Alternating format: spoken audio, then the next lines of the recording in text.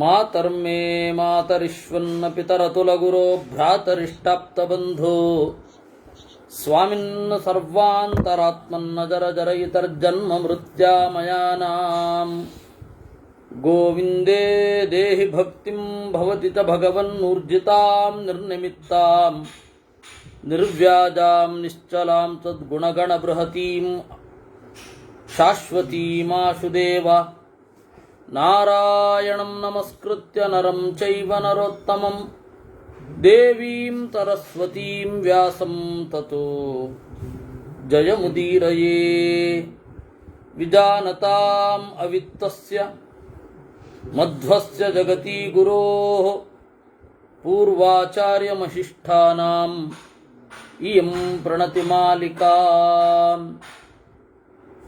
ಪೂರ್ಣಜ್ಞಾನಾಯ ವಿದ್ಮಹೇ ಪೂರ್ಣಾನಂದಾಯ ಧೀಮಹಿ ತನ್ನೋ ವ್ಯಾಸ ಪ್ರಚೋದಯಾತ್.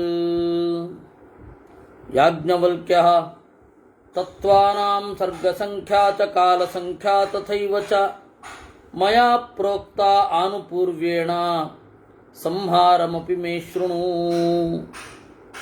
ನೋಡಪ್ಪ,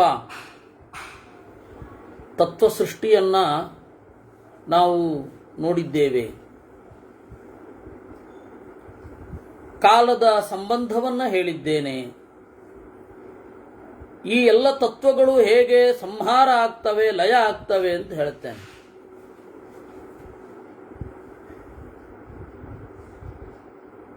ಜೀವರ ಸಂಹಾರ ಮತ್ತೆ ಜೀವರ ಸೃಷ್ಟಿ ಆಗ್ತಾ ಇರುತ್ತೆ. ದೇವರಿಗೆ ಒಂದು ರಾತ್ರಿ ಒಂದು ಹಗಲು ಅಂದರೆ ಎಷ್ಟೋ ಜೀವರ ಮುಕ್ತಿ ಸೃಷ್ಟಿ ಎಲ್ಲ ಅದು ದೇವರಿಗೂ ಲೆಕ್ಕ ಇಲ್ಲ. ಅದು ನಮ್ಮ ತಿಳುವಳಿಕೆಗಾಗಿ ಹೇಳಿದ್ದದು.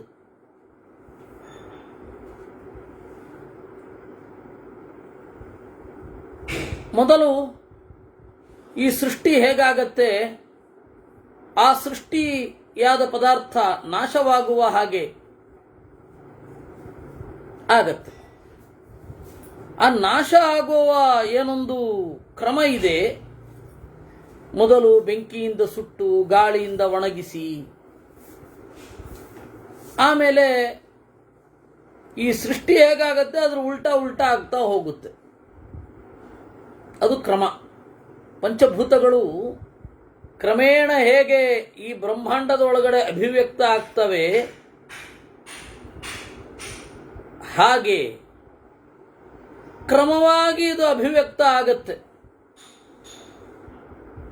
4 ತರಹದ ಜೀವರೇನಿದ್ದಾರೆ, ಜರಾಯು ನಾವೆಲ್ಲ ಗರ್ಭಕೋಶದಿಂದ ಬರುವವರು, ಅಂಡಜ ಮೊಟ್ಟೆಯಿಂದ ಬರುವ ಪಕ್ಷಿ ಮೊದಲಾದವುಗಳು, ಸ್ವೇದಜ ಬೆವರಿನಿಂದ ಹುಟ್ಟುವವರು ಅಂದರೆ ಸೊಳ್ಳೆ ಮೊದಲಾದವುಗಳು, ಉದ್ಭಿಜ್ಜ ಭೂಮಿಯನ್ನು ಸೀಳಿ ಮೇಲ್ಗಡೆ ಬರುವ ವೃಕ್ಷ.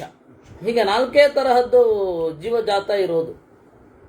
ಇದು ನಾಶ ಆಗಬೇಕಾದ್ರೆ ಮೊದಲು ಸೂರ್ಯನ ಕಿರಣ ಹೆಚ್ಚಾಗಿ ಇವರು ಎಲ್ಲ ಸುಟ್ಟು ಕೂರ್ಮ ಪೃಷ್ಠ ಸಮಾಭೂಮಿ ಭವತ್ಯಥ ಸಮಂತತಃ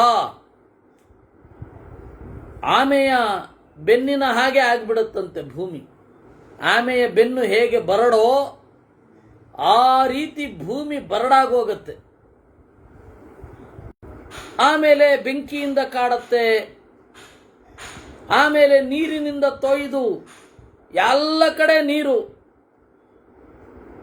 ಕ್ರಮೇಣ ಯಾವ ರೀತಿ ಸೃಷ್ಟಿಯಾಗಿತ್ತೋ ಅದರ ಉಲ್ಟಾ ರೀತಿಯಲ್ಲಿ ನಾಶ ಆಗ್ತಾ ಹೋಗುತ್ತೆ.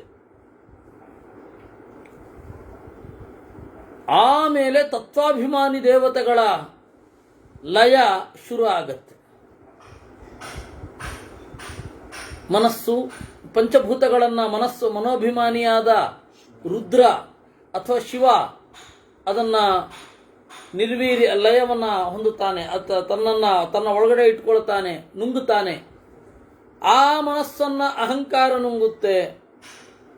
ಆ ಅಹಂಕಾರ ಅದನ್ನು ಮನಸ್ಸು ಮಹಾನಾತ್ಮ ನುಂಗುತ್ತೆ. ಆಮೇಲೆ ಒಂದುಂಟು, ಎಲ್ಲವನ್ನು ನುಂಗುವ ಒಂದು ತತ್ವ.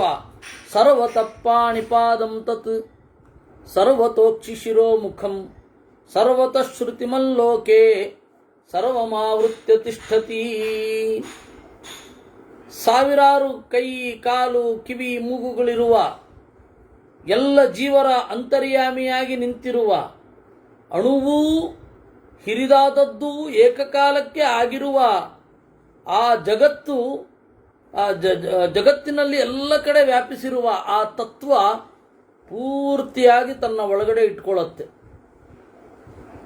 ಇದನ್ನೇ ಪ್ರಳಯ ಅಂತಾರೆ. ಯಾವ ಸಂಘಾತ, ಕಾಂಪೌಂಡ್ ಅಂತ ಏನು ಹೇಳ್ತೇವೆ ಇವತ್ತು, ಅದು ಯಾವುದೂ ಇರಲ್ಲ. ಅಣುವಿನ ಕಾಂಪೌಂಡ್ ಅಂತ ಏನಿದೆ ಅದು ವಸ್ತುವಿನ ಸೃಷ್ಟಿಯ ಬೇಸಿಕ್. ಅದು ಯಾವುದೂ ಇರೋದಿಲ್ಲ. ಪರಮಾಣುಗಳು ಇರಲ್ಲ ಅಂತಲ್ಲ, ಇರುತ್ತೆ. ಜೋಡಣೆ ಆದರೆ ಒಂದು ಪದಾರ್ಥ ಆ ಜೋಡಣೆ ಆಗಲಿಕ್ಕಾಗದಷ್ಟು ದೂರದಲ್ಲಿ ಇರುತ್ತೆ. ಆ ರೀತಿ ಒಂದು ಅಬ್ಸಲ್ಯೂಟ್ ಸ್ಪೇಸ್ ಕ್ರಿಯೇಟ್ ಆಗುತ್ತೆ. ಇದರಲ್ಲಿ ಇದ್ದದ್ದೆಲ್ಲ ನಾಶ ಆಗಿ, ಅದನ್ನೇ ಪ್ರಳಯ ಅಂತ ಕರೀತಾರೆ. ಇಷ್ಟು ನೋಡು, ಅಧ್ಯಾತ್ಮದ ಬಗ್ಗೆ ಹೇಳಿದ್ದೇನೆ, ದೇಹದ ಬಗ್ಗೆ. ಅಧಿಭೂತ ಪಂಚಭೂತಗಳ ಬಗ್ಗೆ ಹೇಳಿದ್ದೇವೆ. ಇನ್ನು ಅಧಿದೈವದ ಬಗ್ಗೆ ಹೇಳ್ತೇನೆ, ಕೇಳು. ದೇವತಾ ಮೀಮಾಂಸೆ. ಇಲ್ಲಿ ಏನಿದೆ ಅದನ್ನು ತಿಳಿದುಕೊಂಡ್ರೆ ತತ್ವನ್ಯಾಸ ಒಂದು ಐಡಿಯಾ ಬರುತ್ತೆ. ಒಂದು ಐಡಿಯಾ, ಯಾಕೆಂದರೆ ಅಲ್ಲಿ ಒಂದು ಸ್ವಲ್ಪ ಬೇರೆ ರೀತಿಯಾಗಿ ಹೇಳ್ತಾರೆ. ಈ ನಾವು ಪ್ರತಿ ದಿವಸ ತತ್ವನ್ಯಾಸ ಹಾಗೂ ಮಾತೃಕಾನ್ಯಾಸ ಅಂತ ಮಾಡ್ತೇವೆ. ನಮ್ಮ ಶರೀರದಲ್ಲಿ ದೇವರು ಹೇಗೆಲ್ಲ ಇದ್ದಾನೆ, ನಮ್ಮ ಶರೀರದಲ್ಲಿ ತತ್ವಾಭಿಮಾನಿ ದೇವತೆಗಳು ಹೇಗೆ ಇದ್ದಾರೆ,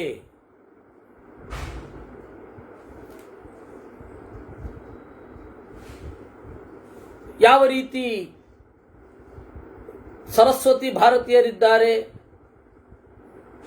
ಯಾವ ರೀತಿ ಬ್ರಹ್ಮವಾಯುಗಳಿದ್ದಾರೆ, ಈ ಇಂದ್ರಿಯಗಳು ಜ್ಞಾನೇಂದ್ರಿಯ ಹಾಗೂ ಕರ್ಮೇಂದ್ರಿಯ ಅವುಗಳಲ್ಲಿ ದೇವತೆಗಳು ಹೇಗಿದ್ದಾರೆ, ಇದೆಲ್ಲವನ್ನ ತತ್ವನ್ಯಾಸ ಅಂತ ಕರೀತಾರೆ. ಇಲ್ಲಿ ಹೇಳುವ ತತ್ವಕ್ಕೂ ಮತ್ತೆ ಅಲ್ಲಿದ್ದಕ್ಕೂ ಒಂದು ಸ್ವಲ್ಪ ವ್ಯತ್ಯಾಸ ಇದೆ. ಆಮೇಲೆ ಆ ತತ್ವನ್ಯಾಸವನ್ನ ಎಲ್ಲರೂ ಮಾಡಬೇಕಾದದ್ದೇ. ನಿಮ್ಮಲ್ಲಿ ದೇವತಾ ಸನ್ನಿಧಾನ ಜಾಗೃತವಾಗತ್ತೆ. ಆ ತತ್ವನ್ಯಾಸಕ್ಕೆ ಇನ್ನೊಂದು ಬಗೆ ಇದೆ. ಪುರುಷ ಸೂಕ್ತದಿಂದ ಮೈಯನ್ನೆಲ್ಲ ಮುಟ್ಟಿಕೊಳ್ಳುವುದು, ಅದು ಸುಲಭ. ಪುರುಷ ಸೂಕ್ತದಿಂದ ಇಡೀ ಮೈಯನ್ನು ಅಭಿಮಂತ್ರಣ ಮಾಡಿಕೊಳ್ಳೋದು, ಅಲ್ಲಿ ದೇವರು ಜಾಗೃತನಾಗ್ತಾನೆ ಅಂತ.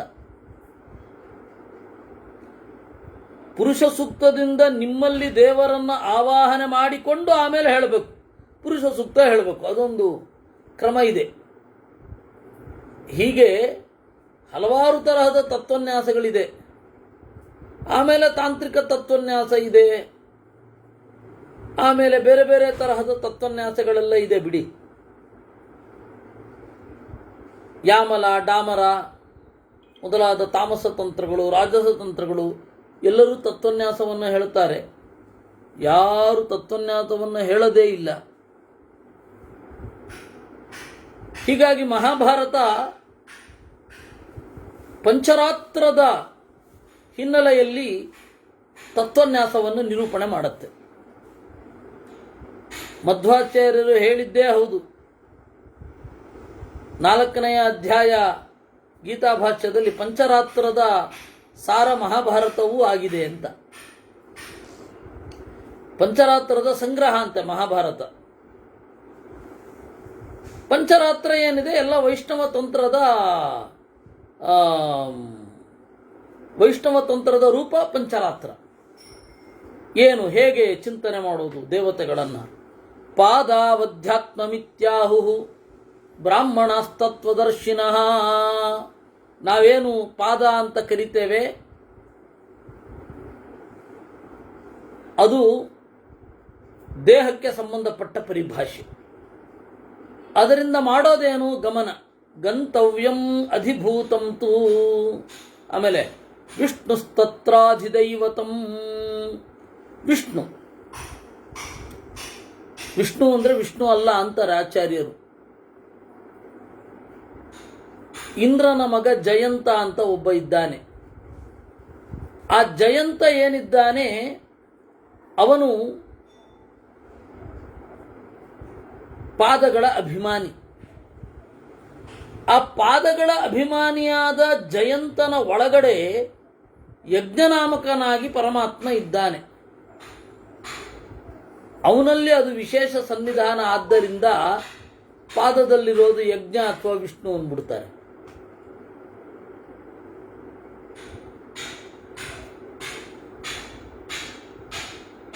ಈ ರೀತಿ ನಿರೂಪಣೆ ಮಾಡ್ತಾರೆ ಶಾಸ್ತ್ರದಲ್ಲಿ, ಪಾದದಲ್ಲಿ ವಿಷ್ಣು ಇದ್ದಾನೆ ಅಂತ. ಈ ವಿಜಯರಾಯರ ಕವಚ ಅಂತ ಒಂದು ಬರುತ್ತೆ. ಅದರಲ್ಲಿ ಕಲ್ಲೂರು ಸುಬ್ಬಣ್ಣದಾಸರು ಒಂದು ಮಾತು ಹೇಳುತ್ತಾರೆ ವಿಜಯರಾಯರ ಬಗ್ಗೆ. ಇಂದಿರಾಪತಿ ಇವರ ಮುಂದೆ ಕುಣಿವನೋ, ಅಂದವಚನವ ನಿಜಕ್ಕೆ ತಂದು ಕೊಡುವನೋ. ಅವರ ವಿಜಯರಾಯರ ಬಗ್ಗೆ ಹೇಳ್ತಾ ಅವರು ದೇವರ ಅನುಗ್ರಹವನ್ನು ಹೇಗೆ ಪಡೆದಿದ್ದಾರೆ. ಇಂದಿರಾಪತಿ ಇವರ ಮುಂದೆ ಕುಣಿವನು ಅಂತ. ಇಂದಿರಾಪತಿ ಯಾಕೆ? ಸುಂದರೀಪತಿ ಯಾಕಲ್ಲ ಅಂತ ದಾಸ ಸಾಹಿತ್ಯದ ಆಳವನ್ನು ಬಲ್ಲವರೊಬ್ಬರು ಕೇಳಿದ್ರು. ನನಗೆ ಹೇಳಿದೆ ಗೊತ್ತಿಲ್ಲ, ನೀವು ಹೇಳಿ ಅಂತಂದೆ. ಚಿಕ್ಕ ಹುಡುಗ ನಾನಾಗ. ಅವಾಗ ಅವ್ರು ಹೇಳಿದ್ರು, ನೋಡು, ಜಯಂತನ ಒಳಗಡೆ ಇರುವ ರೂಪ ಯಜ್ಞನಾಮಕ ರೂಪ. ಆ ಯಜ್ಞ ಅನ್ನುವ ಹೆಸರಿನ ನಾರಾಯಣನ ಪತ್ನಿ ರೂಪವನ್ನು ಇಂದಿರಾ ಅಂತ ಕರೀತಾರೆ. ಅದರಿಂದಾಗಿ ಇಂದಿರಾಪತಿ ಇವರ ಮುಂದೆ ಕುಣಿವನು ಅಂದರೆ ಇವರಿಗೆ ಆ ಅನುಸಂಧಾನ ಇದೆ. ನನ್ನ ಕಾಲ್ಗಳಲ್ಲಿ ನಿಂತು ಕುಣಿಯುವುದಕ್ಕೆ ಶಕ್ತಿ ಕೊಟ್ಟವನು ಅವನು ಅಂತ. ಇವರು ದೇವರ ಮುಂದೆ ಕುಣಿಯೋದನ್ನ ಕಲ್ಲೂರು ಸುಬ್ಬಣ್ಣದಾಸರು ಹೇಳಿದ್ರು, ಇಂದಿರಾಪತಿ ಇವರ ಮುಂದೆ ಕುಣಿಯುವನು ಅಂತ. ಊರು ಬರ್ತಾ ಇದೆ ಅಂದರೆ ನಾವು ಹೋಗ್ತಾ ಇದ್ದೀವಿ ಅಂತ ಹೇಗೆ ಅರ್ಥವೋ ಹಾಗೆ. ಅದರಿಂದ ವಿಷ್ಣು ಸ್ತತ್ರ ಅಧಿದೈವತಂ. ವಿಷ್ಣು ಅಂದರೆ ನಾರಾಯಣ ಪಾದದಲ್ಲಿದ್ದಾನೆ ಅಂತಲ್ಲ, ನಾರಾಯಣನ ಪ್ರತೀಕವಾಗಿರುವ ಜಯಂತ ಅವನು ಪಾದಗಳ ಅಭಿಮಾನಿ. ಪಾಯುರಧ್ಯಾತ್ಮಮಿತ್ಯಾಹು ಯಥಾ ತತ್ವಾರ್ಥವೇದಿನಃ ವಿಸರ್ಗಮಧಿಭೂತಂತು ಮಿತ್ರಸ್ತತ್ರಾಧಿದೈವತಂ. ರಾಯಚೂರಿನ ಕಡೆಯ ಬಹಳ ಜನ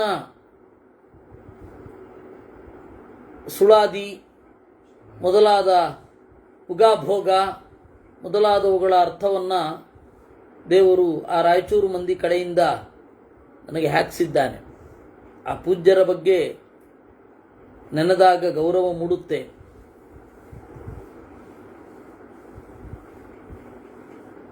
ದೇವರು ಅವ್ರನ್ನೆಲ್ಲ ಕೆಲವೊಮ್ಮೆ ತೋರಿಸಿದ್ದಿದೆ. ಪಾಯುರಧ್ಯಾತ್ಮಮಿತ್ಯಾಹು. ಇನ್ನು ದೇಹದಲ್ಲಿ ಪಾಯು ಇಂದ್ರಿಯ ಅಂತ. ಪಾಯು ಅಂತ ಹೇಳಿದ್ರೆ ವಿಸರ್ಜನೇಂದ್ರಿಯ. ವಿಸರ್ಗಮಧಿಭೂತಂ. ಅದರಿಂದ ಭೌತಿಕವಾಗಿ ನಮಗೇನು ಕಾಣುತ್ತೆ? ಹೊಟ್ಟೆಯೊಳಗಡೆ ಇಳಿದ ಪದಾರ್ಥ ಪಿತ್ತವನ್ನು ಮೆತ್ತಿಕೊಂಡು ಹೊರಗಡೆ ಬರುತ್ತೆ. ನಮಗದು ಗೊತ್ತು. ವಿಸರ್ಗಮಧಿಭೂತಂ. ಇದನ್ನು ವಿಸರ್ಜನ, ಹೊರಗಡೆ ಹೋಗಬೇಕದು. ಅದರ ದೇವತೆ ಯಾರು? ಪಾಯು. ಮಿತ್ರಸ್ತತ್ರಾಧಿದೈವತಂ. ಮಿತ್ರ. ಪಾಯುವಾತ್ಮನೇ ಮಿತ್ರಾಯ ನಮಃ ಅಂತೇವೆ. ಉಪಸ್ಥೋಧ್ಯಾತ್ಮಮಿತ್ಯಾಹು ಯಥಾ ಯೋಗ ನಿದರ್ಶಿನಃ ಅಧಿಭೂತಂ ತಥಾನಂದೋ ದೈವತಂಚ ಪ್ರಜಾಪತಿ. ಆಮೇಲೆ ಮುಂದಿನ ಕೆಳಗಡೆಯ ಭಾಗ ಅದನ್ನು ಉಪಸ್ಥ ಅಂತ ಕರೀತಾರೆ. ಅಧಿಭೂತಂ ತಥಾನಂದ, ಅದರ ಭೌತಿಕವಾದ ರಿಫ್ಲೆಕ್ಷನ್ ಏನು? ಆನಂದ. ಆನಂದ ಏನು? ಸ್ಪರ್ಶ ಸುಖದ ತುತ್ತ ತುದಿ, ಅದನ್ನು ಅನುಭವಿಸುವ ಆನಂದ ಈ ಮುಂದುಗಡೆಯ ಇಂದ್ರಿಯದಿಂದ ಸಿಗುವಂಥದ್ದು. ದೈವತಂಚ ಪ್ರಜಾಪತಿ, ದಕ್ಷ ಪ್ರಜಾಪತಿ ಏನಿದ್ದಾನೆ ಅವನೇ ದೇವತೆ.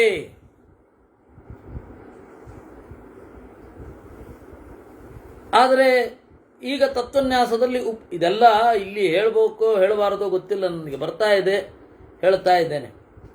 ಇಲ್ಲಿ ಇದ್ದದ್ದನ್ನು ಹೇಳ್ಕೊಂಡು ಹೋದರೆ ಸಾಕು, ಆದರೂ ಹೇಳಿಬಿಡ್ತೇನೆ. ತುಟಿ ಮೀರಿ ಬಂದಿದೆ, ಹೇಳಿಬಿಡ್ತೇನೆ. ಆದರೆ ಮಧ್ವಾಚಾರ್ಯರು ತತ್ವನ್ಯಾಸ ಮಾಡುವಾಗ ಇಲ್ಲಿಗೆ ಮಾತ್ರ ಉಪಸ್ಥಾತ್ಮನೇ ಮನವೇ ನಮಃ ಅಂತ ಹೇಳಿದ್ದಾರೆ. ಯಾಕೆಂದರೆ ಸಂತತಿಯನ್ನು ಬೆಳೆಸುವುದರಲ್ಲಿ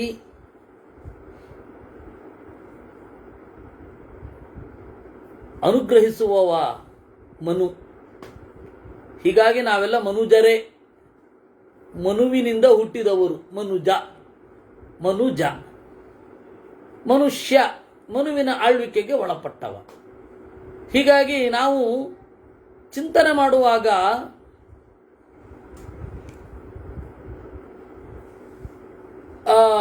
ಆ ರೀತಿ ಹೇಳೋದು ಏನು, ಉಪಸ್ಥಾತ್ಮನೆ ಮನವೇ ನಮಃ ಅಂತ ಅದಕ್ಕೆ ಹೇಳೋದು. ಇಲ್ಲೊಂದು ಪ್ರಶ್ನೆ ಪರಿಮಳ ಅವ್ರದ್ದು, ಯಜ್ಞನಾಮಕ ಪರಮಾತ್ಮನಿಗೆ ದಕ್ಷಿಣ ಅಲ್ವಾ ಅಂತ, ಇಂದಿರಾಪತಿ ದಾಮೋದರ ಅಂತ. ಯಜ್ಞನಾಮಕ ಪರಮಾತ್ಮನಿಗೆ ದಕ್ಷಿಣ ಯಾವಾಗ ಅಂದರೆ ಇಂದ್ರ ಆಗಿದ್ದಾಗ, ಜಯಂತನ ಒಳಗಡೆ ಇರುವ ರೂಪಕ್ಕೆ ಬೇರೆ ಅಂತ ಹೇಳ್ತಾರೆ. ಮತ್ತು ಅದಕ್ಕೆ ಪಂಚರಾತ್ರದ ಸಂವಾದ ಇದೆ. ಯಜ್ಞನಾಮಕ ಈಗ ಏನಾಗತ್ತೆ ನೋಡಿ, ವಿಷ್ಣು ಸಹಸ್ರನಾಮದಲ್ಲಿ ಉತ್ತರ ಪದ ಎಷ್ಟು ಬಾರಿ ಬರುತ್ತೆ? 2-3 ಬಾರಿ ಬರುತ್ತೆ. ಅವೆಲ್ಲ ಬೇರೆ ಬೇರೆ ರೂಪ. ವಿಶ್ವಂ ವಿಷ್ಣುರ್ವ ಷಟ್ಕಾರ, ವಿಷ್ಣು ಅಂತ ಹೇಳಿ 100 ರೂಪ, 100 ಗುಣಾನುಸಂಧಾನ, 100 ರೂಪಗಳು ಬೇರೆ ಬೇರೆ ಇದೆಯಂತೆ. ಹೀಗಾಗಿ ವಿಷ್ಣು ಸಹಸ್ರನಾಮ ಚಿಂತನೆ ಮಾಡಿದರೆ 1,00,000 ರೂಪಗಳನ್ನು ಹೇಳಿದ ಹಾಗೆ. ಅದರಿಂದಾಗಿ ಯಜ್ಞ ಅನ್ನುವ ಪರಮಾತ್ಮನ ರೂಪ 16 ಅದರಲ್ಲಿ ಒಂದು ಯಜ್ಞನಾಮಕ ಇಂದ್ರ ಆಗಿದ್ದು, ಅದು ವೈವಸ್ವತ ಸ್ವಯಂಭುವ ಮನ್ವಂತರದಲ್ಲಿ ಮೊದಲನೇ ಮನ್ವಂತರ. ಈಗ ಇಲ್ಲಿ ಇರುವಂತಹ ಅಲ್ಲಿ ದಕ್ಷಿಣ ಅಂತ ಲಕ್ಷ್ಮೀದೇವಿಗೆ ಹೆಸರು. ಆದರೆ ಇಲ್ಲಿ ಇರುವಂತಹ ಯಜ್ಞನಾಮಕ ಪರಮಾತ್ಮನಿಗೆ ಇಂದಿರಾ ಅಂತ ಪತ್ನಿ ರೂಪ ಅಂತ ಹೇಳ್ತಾರೆ. ಪಂಚರಾತ್ರೆ ಹೀಗೆ ಹೇಳತ್ತೆ ಅಂತ. ಹೀಗಾಗಿ ಇಂದಿರಾಪತಿ ಅಂದರೆ ಪಂಚರಾತ್ರದ ಹಿನ್ನೆಲೆಯಲ್ಲಿ ಕಲ್ಲೂರು ಸುಬ್ಬಣ್ಣದಾಸರು ಈ ರೀತಿ ಅಭಿಪ್ರಾಯವನ್ನು ಪಟ್ಟಿದ್ದಾರೆ ಅಂತ ಹೇಳ್ತಾರೆ. ಇರಲಿ, ಇಲ್ಲಿಗೆ ಬರೋಣ. ಉಪಸ್ಥಃ ಆಯ್ತಲ್ಲ, ದೈವತಂಚ ಪ್ರಜಾಪತಿ, ದಕ್ಷ ಪ್ರಜಾಪತಿ ಅವನು ಅದಕ್ಕೆ ದೇವತೆ. ದೇವರ ಉಪಸ್ಥೇಂದ್ರಿಯದಿಂದ ಹುಟ್ಟಿದವ. ಜಗತ್ತಿನ ಎಲ್ಲ ಜನರಿಗೆ ಉಪಸ್ಥೇಂದ್ರಿಯದ ಸುಖವನ್ನು ಕೊಡುವವ. ಹಸ್ತಾವಧ್ಯಾತ್ಮಮಿತ್ಯಾಹು ಯಥಾಶ್ರುತಿ ನಿದರ್ಶಿನಃ ಕರ್ತವ್ಯಮಧಿಭೂತಂತು ಇಂದ್ರಸ್ತತ್ರಾಧಿದೈವತಂ. ಕೈಗಳು ಏನಿದೆ ಅದನ್ನು ಕೈ ಅಂತ ಕರೀತಾರೆ.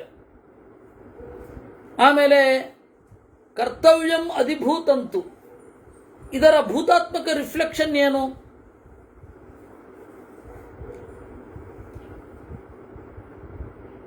ಮೆಟೀರಿಯಲ್ ರಿಫ್ಲೆಕ್ಷನ್ ಏನಿದಿರದ್ದು ಕೈಗಳದ್ದು? ಕರ್ತವ್ಯ, ಮಾಡಬೇಕಾದ ಕೆಲಸ.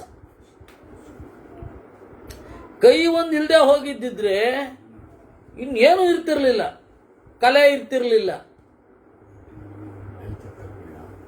ಸೌಂದರ್ಯ ಇರ್ತಿರ್ಲಿಲ್ಲ. ಚಂದ ಮಾಡಿ ಕೂದಲನ್ನೆಲ್ಲ ಕತ್ತರಿಸಿಕೊಂಡು ಟ್ರಿಮ್ ಮಾಡಿಕೊಂಡು ಇದ್ಯಾವುದೂ ಇರ್ತಿರ್ಲಿಲ್ಲ. ಕೈ ಒಂದು ಇಲ್ಲದೆ ಹೋಗಿದ್ದಿದ್ರೆ ಶಿಲ್ಪ ಇರ್ತಿರಲಿಲ್ಲ, ಈ ಯಂತ್ರಗಳಿರ್ತಿರಲಿಲ್ಲ, ಎಂಥದ್ದು ಇರ್ತಿರಲಿಲ್ಲ. ಹಣ್ಣುಗಳನ್ನು ಬಿಡಿಸಿ ತಿನ್ನುವುದೇನು, ಅದನ್ನು ಬಗೆ ಬಗೆಯಾಗಿ ಅಡಿಗೆ ಮಾಡುವುದೇನು, ಅದು ಯಾವುದೂ ಇರ್ತಿರಲಿಲ್ಲ. ಅದಕ್ಕೆ ಇಂದ್ರಿಯಗಳ ಒಡೆಯ. ಯಾಕೆಂದ್ರೆ ಕೈ ಅಂತನ್ನೋದು ಒಂದು ಅಸಾಧಾರಣವಾದ ಸಂಗತಿ. ಪ್ರಾಣಿಗಳೆಲ್ಲ ಅದಿಲ್ವೇ ಇಲ್ಲ. ಇದ್ರೆ ಆನೆಗೆ ಮಾತ್ರ, ಅದು ಕೈ ತರಹ ಇದೆ, ಕೈಯಲ್ಲ ಅದು. ಅದಕ್ಕೆ ಆನೆಯನ್ನು ಹಸ್ತಿ ಅಂತ ಕರೀತಾರೆ. ಹಸ್ತದಂತೆ ಇರುವ ಒಂದು ಅಂಗ ಇದಕ್ಕಿದೆ, ಅದಕ್ಕೆ ಹಸ್ತಿ. ಅದು ಹಿಂದಿಯವರು ಹಾತಿ ಆಗಿದೆ, ಹಸ್ತಿಯೇ. ಕರಿ ಅಂತ ಕರೀತಾರೆ, ಕರ ಇರುವಂತೆ ಇರೋದು. ಬರವಣಿಗೆ ಯಾವುದೂ ಇರ್ತಿರಲಿಲ್ಲ, ಎಲ್ಲ ಸೌಂದರ್ಯ ಕಲೆಯೇ ತಾನೆ ಬರವಣಿಗೆ. ಯಾವತ್ತೋ ಆಗಿ ಹೋದವರದ್ದನ್ನು ನಾವಿವತ್ತು ಓದುವುದು. ಯಾರೋ ಒಬ್ರು ಕೇಳಿದ್ರು ನನ್ನ, ಬರವಣಿಗೆ ಅಂತಂದು ಕೂಡಲೇ ನೆನಪಾಗುತ್ತೆ, ನೀವು ಹೆಂಗ್ರಿ ಟೈಮ್ ಪಾಸ್ ಮಾಡ್ತೀರಾ ಅಂತ. ಒಬ್ಬರೇ ಇರ್ತೀರಲ್ಲ, ಹೆಂಗೆ ಟೈಮ್ ಪಾಸ್ ಮಾಡ್ತೀರಾ ಅಂತ ಬಹಳ ಹಿಂದೆ. ಆಗ ನಾನು ಅವ್ರಿಗೆ ತಮಾಷೆಯಾಗಿ ಉತ್ತರ ಕೊಟ್ಟಿದ್ದೆ, ಹೊತ್ತು ಹೋಗುವುದೆನಗೆ ಸತ್ತವರ ಸಂಘದಲ್ಲಿ. ಗಾಬರಿ ಆಗೋಗಿತ್ತು ಅವ್ರಿಗೆ. ಏನ್ ಮಾಡ್ತೀರಾ ನೀವು? ಇಲ್ರೇ, ಹಳಬರದ್ದು ಓದ್ತೀನಿ. ಕಾಳಿದಾಸ ಇದಾನೇನೀಗ, ಸತ್ತೋಗಿಲ್ಲೇನು? ಓದ್ತೀನಪ್ಪ. ಹಂಗೆ ಹೊತ್ತು ಹೋಗುವುದೆನಗೆ ಸತ್ತವರ ಸಂಘದಲ್ಲಿ. ನಮಗೆ ಅದನ್ನು ಕೈ ಅಂತ ಒಂದು ಇದ್ದದ್ರಿಂದಾಗಿ ಬರಿತೇವೆ. ನಮ್ಮ ವಿಚಾರ, ನಾವು ಆ ಕೈಯನ್ನ ಅಟ್ಲೀಸ್ಟ್ ಸತ್ತ ಮೇಲೆ ಇವು ಕೂಡ ಒಂದಿಷ್ಟು ಜನ ನೆನಪಿಸ್ಕೊಳ್ಳುವ ಹಾಗೆ ನಾವು ಕೆಲಸ ಮಾಡ್ಲಿಕ್ಕಾಗತ್ತೆ. ಅದರಿಂದ ದಾಖಲೆಗಳೆಲ್ಲ, ಇವ್ರು ಇಂತಲ್ಲಿ ಕೆಲಸ ಮಾಡ್ತಾ ಇದ್ರು, ಇಂತಲ್ಲಿ ಇದ್ರು, ಇದೆಲ್ಲ ಯಾಕೆ? ಅದರಿಂದಾಗಿ ಇಂದ್ರಿಯಾಧಿಪತಿ ಅದು ಕೈ. ಹಸ್ತಾವಧ್ಯಾತ್ಮಮಿತ್ಯಾಹು ಯಥಾಶ್ರುತಿ ನಿದರ್ಶಿನಃ. ವೇದ ಇದೆ. ಇಂದ್ರನನ್ನ ಕೈಯ ಅಭಿಮಾನಿ ಅಂತ ಹೇಳಲಿಕ್ಕೆ ವೇದ ಇದೆ, ಅದಕ್ಕೆ ಯಥಾಶ್ರುತಿ ನಿದರ್ಶಿನಃ ಅಂದ್ರು. ಆಚಾರ್ಯರು ಇಲ್ಲದೆ ಇರೋದು ಯಾವುದನ್ನು ಹೇಳಲಿಲ್ಲ, ಇರುವುದನ್ನೇ ಹೇಳಿದ್ದು. ಮೂಲ ನಿಷ್ಠೆ ಅಂತ ಇದ್ರೆ ಅದು ಆಚಾರ್ಯರಿಗೆ ಮಾತ್ರ. ಕರ್ತವ್ಯ ಅಧಿಭೂತಂ ಚ. ಕರ್ತವ್ಯ ಏನು? ಕೆಲಸ. ಕರ್ತವ್ಯ ಅಧಿಭೂತ. ಮೆಟೀರಿಯಲ್ ಎಕ್ಸ್ಪ್ರೆಷನ್ ಯಾವುದರಿಂದ? ಅದರದ್ದು ಕರ್ತವ್ಯದಿಂದ. ಆಮೇಲೆ ಇಂದ್ರಸ್ತತ್ರಾಧಿದೈವತಂ, ಇಂದ್ರನೇ ಅದರ ದೇವತೆ. ಸಮಗ್ರ ಕೈಗೆ ಇಂದ್ರ ದೇವತೆ. ವಾಗಧ್ಯಾತ್ಮಮಿತಿ ಪ್ರಾಹು ಯಥಾಶ್ರುತಿ ನಿದರ್ಶಿನಃ ವಕ್ತವ್ಯಂ ಅಧಿಭೂತಂ ಚ ವನ್ಹಿಸ್ತತ್ರಾಧಿದೈವತಂ.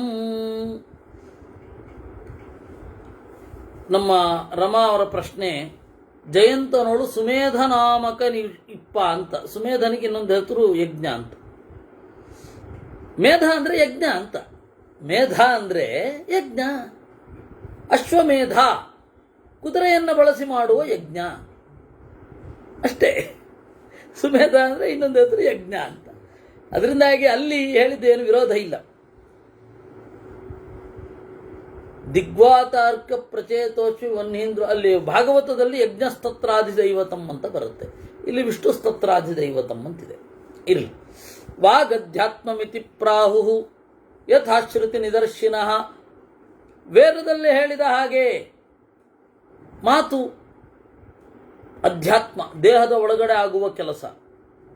ಅದರ ಹೊರಗಡೆಯ ಅಭಿವ್ಯಕ್ತಿ ಹೇಗೆ? ಮಾತಿನ ಮೂಲಕ. ವಕ್ತವ್ಯಂ ಅಧಿಭೂತಂ ತು. ಅದಕ್ಕೆ ದೇವತೆ ಯಾರು? ವನ್ಹಿ, ಅಗ್ನಿ. ನೀರಿನೊಳಗೆ ಬೆಂಕಿ ಎಲ್ಲಿಯಾದರೂ ಉಂಟಾ ಅಂದ್ರೆ ಮನುಷ್ಯನ ದೇಹದಲ್ಲಿ ಮಾತ್ರ ಇರೋದು. ನೀರಿನೊಳಗಣ ಕಿಚ್ಚು ಅಂತಂದ್ರೆ ಅದಕ್ಕೆ ಮಾತನಾಡಲಿಕ್ಕೆ ತೊಂದರೆ ಆದಾಗ, ಬಾಯಿ ಒಣಗಿದಾಗ ನೀರು ಕುಡಿತಾನೆ. ಅಲ್ಲಿ ಅಗ್ನಿ ಉಂಟು, ಆ ಅಗ್ನಿಯನ್ನು ನೀರಿನಿಂದ ತಣಿಸೋದು. ಆ ನೀರು ಕೂಡ ಹೋಗಲ್ಲ. ಹೀಗಾಗಿ ವನ್ಹಿ ಅನ್ನೋ ವಾಗಭಿಮಾನಿ, ಅದು ನೀರಿನೊಳಗಣ ಬೆಂಕಿ. ಅದು ನಮ್ಮ ಬಗ್ಗೆ ನೋಡಿ, ನಮಗೆ ಗೊತ್ತಿರಲ್ಲ. ಯಾಕೆ ಮಹಾಭಾರತವನ್ನು, ರಾಮಾಯಣವನ್ನು, ವಿಶೇಷತಃ ಮಹಾಭಾರತ ಉಪನಿಷತ್ತೆಲ್ಲ ಯಾಕೆ ಓದಬೇಕು ಅಂದರೆ ನಮಗೆ ನಾವು ಗೊತ್ತಿಲ್ವಲ್ಲ, ತಿಳ್ಕೋಬೇಕಲ್ಲ, ಅದಕ್ಕೆ ಓದ್ತಾ ಇರೋದು. ಏನು ಪ್ರಯೋಜನ? ಕೆಲಸ ಸಿಗತ್ತಾ? ಅದು ಸಿಗತ್ತಾ? ಏನು ಪ್ರಯೋಜನ ಇಲ್ಲ. ನಮ್ಮನ್ನು ನಾವು ತಿಳ್ಕೊಂಡಿಲ್ಲಪ್ಪ, ತಿಳ್ಕೊಳ್ಳಿಕ್ಕೆ ಇದು. ಚಕ್ಷುರಧ್ಯಾತ್ಮಮಿತ್ಯಾಹು ರೂಪಮತ್ರಾಧಿಭೂತಂತು ಸೂರ್ಯಸ್ತತ್ರಾಧಿದೈವತಂ. ಇನ್ನು ಕಣ್ಣು, ದೇಹದ ಒಳಗಡೆ ಒಂದನ್ನು ಕಣ್ಣು ಅಂತ ಕರೀತಾರೆ. ಅದರ ಎಕ್ಸ್ಪ್ರೆಷನ್ ಏನು, ಅದರ ಕೆಲಸ ಏನು? ರೂಪ. ಕಣ್ಣು ರೂಪ ಇದ್ರೆ ಇರುತ್ತೆ, ರೂಪ ಇಲ್ಲದೆ ಹೋದ್ರೆ ಕಣ್ಣಿರಲ್ಲ, ಕಣ್ಣಿಲ್ಲದೆ ಹೋದ್ರೆ ರೂಪ ಇರಲ್ಲ, ಇದ್ದೂ ಇಲ್ಲದಂತೆ. ರೂಪ ಇದ್ದದ್ದಕ್ಕೆ ತಾನೆ ಕಣ್ಣು ಗುರುತಿಸುವುದು. ಇದರ ಅಧಿದೈವ ಯಾರು? ಸೂರ್ಯ. ಶ್ರೋತ್ರ ಮಧ್ಯಾತ್ಮ ಮಿತ್ಯಾಹು ಯಥಾ ಶಾಸ್ತ್ರ ನಿದರ್ಶಿನಃ ಶಬ್ದಮತ್ರಾದಿಭೂತಂತು ದಿಶಸ್ತತ್ರಾಧಿದೈವತಂ. ಶ್ರೋತ್ರಂ ಅಧ್ಯಾತ್ಮಮಿತ್ಯಾಹು. ಕಿವಿ ಯಾವುದು? ಕಿವಿ, ಈ ದೇಹದೊಳಗಡೆ ಇದನ್ನು ಕಿವಿ ಅಂತಾರೆ. ಇದರ ಇದೆ ಅಂತ ಹೆಂಗೆ ಗೊತ್ತಾಗತ್ತೆ? ಕಿವಿ ಇದೆ ಅಂತ ಹೇಗೆ ಗೊತ್ತಾಗತ್ತೆ ಅಂದ್ರೆ ಶಬ್ದ ಕೇಳೋದ್ರಿಂದ ಕಿವಿ ಇದೆ ಅಂತ ಗೊತ್ತಾಗತ್ತೆ. ಇದು ಗೋಲಕ. ಇದಿದ್ರೆ ಕಿವಿ ಒಳಗಡೆ ಇಂದ್ರಿಯ ಇರಬೇಕಾಗಿಲ್ಲ. ಇನ್ನೊಂದು ಹೇಳೋದು ನಾನು ಯಾವಾಗಲೂ ಹೇಳ್ತಾ ಇರ್ತೀನಿ, ಇಂದ್ರಿಯವೇ ಫಸ್ಟ್ ಆಫ್ ಆಲ್ ಅತೀಂದ್ರಿಯ ಅಂತ. ಕಣ್ಣನ್ನು ಹೆಂಗ್ರಿ ನೋಡ್ಕೊಳ್ಳಿಕ್ಕಾಗತ್ತೆ? ನನಗೆ ರೂಪ ಕಾಣ್ತಾ ಇದೆ, ಅದರಿಂದಾಗ ನನಗೆ ಕಣ್ಣಿದೆ. ಕನ್ನಡಿಯಲ್ಲಿ ಅದು ಪ್ರತಿಬಿಂಬ ಅಪ್ಪ. ಅಷ್ಟೇ ಅಲ್ಲ, ಕನ್ನಡಿಯಲ್ಲಿ ಇದು ಕಣ್ಣಿರುತ್ತೆ, ಗೋಲಕ ಇರುತ್ತೆ, ನಮ್ಮ ನೆರಳು ಬೀಳ್ತಾ ಇರುತ್ತೆ, ಆದ್ರೆ ಅವ್ರು ಕನೆಕ್ಟ್ ಆಗ್ತಾ ಇರಲ್ಲ. ಕೆಲವೊಂದು ಆ ಒಳಗಡೆ ಈ ನರ್ವ್ಸೇ ಇಲ್ಲದೆ ಹೋದ್ರೆ ಕಣ್ಣಿರುತ್ತೆ, ಆ ಕಣ್ಣಲ್ಲಿ ನಾವು ಕಾಣ್ತಾ ಇರೋದನ್ನ ನಾವು ಕಾಣ್ತೇವೆ, ಆದ್ರೆ ಅವ್ರಿಗೆ ನಾವು ಗೊತ್ತಾಗ್ತಾ ಇರಲ್ಲ. ಅದಕ್ಕೆ ಬಲ ತುಂಬಿರಲ್ಲ ನರಗಳು, ಹಾಗಾಗಿ ಬಿಡುತ್ತೆ. ಅದರಿಂದ ಶ್ರೋತ್ರ ಮತ್ರಾದಿಭೂತಂತು ದಿಶಸ್ತತ್ರ ಅಧಿದೈವತಂ. ಶಬ್ದ ಅನ್ನೋದು ಅಭಿವ್ಯಕ್ತ ಆಗುವ ವಸ್ತು. ದಿಗ್ದೇವತೆಗಳೇ ದೇವತೆಗಳು. ದಿಗ್ದೇವತೆ ಯಾರು? ಅಶ್ವಿದೇವತೆಗಳು. ಮತ್ತೆ ಎಲ್ಲ ದಿಗ್ದೇವತೆಗಳು ಇದಕ್ಕೆ ಅಭಿಮಾನಿಗಳು. ಒಬ್ಬೊಬ್ಬರು ಒಂದೊಂದಕ್ಕೆ ಅಭಿಮಾನಿ. ಅವ್ರವ್ರ ಅನುಗ್ರಹ ಆದರೆ ಅದನ್ನು ಕೇಳಬೇಕು ಅಂತ ಅನ್ಸುತ್ತೆ. ಇಂದ್ರನ ದಿಗ್ದೇವತೆ, ಇಂದ್ರನ ಅನುಗ್ರಹ ಆದರೆ ಅವನು ಪೂರ್ವ ದಿಕ್ಕಿನ ಒಡೆಯ. ಅವನು ಇಂದ್ರನ ಅನುಗ್ರಹ ಆಯಿತು ಅಂತಂದರೆ ಓಹೋ ನಾವು ಯಜ್ಞ ಮಾಡಬೇಕು ಅಂತ ಅನ್ಸುತ್ತೆ. ಯಮನ ಒಂದು ಅನುಗ್ರಹ ಆಯಿತು ಅಂತಂದರೆ ಇದನ್ನು ಕೇಳಬೇಕು ಅಂತ ಅನ್ಸುತ್ತೆ. ವರುಣನ ಅನುಗ್ರಹ ಆಯಿತು ಅಂದರೆ ಒಂದು ಕೇಳಬೇಕು ಅಂತ ಅನ್ಸುತ್ತೆ. ಕುಬೇರನ ಅನುಗ್ರಹ ಆದರೆ ಒಂದು ರಾಜನೀತಿ ಕೇಳಬೇಕು ಅನ್ಸುತ್ತೆ.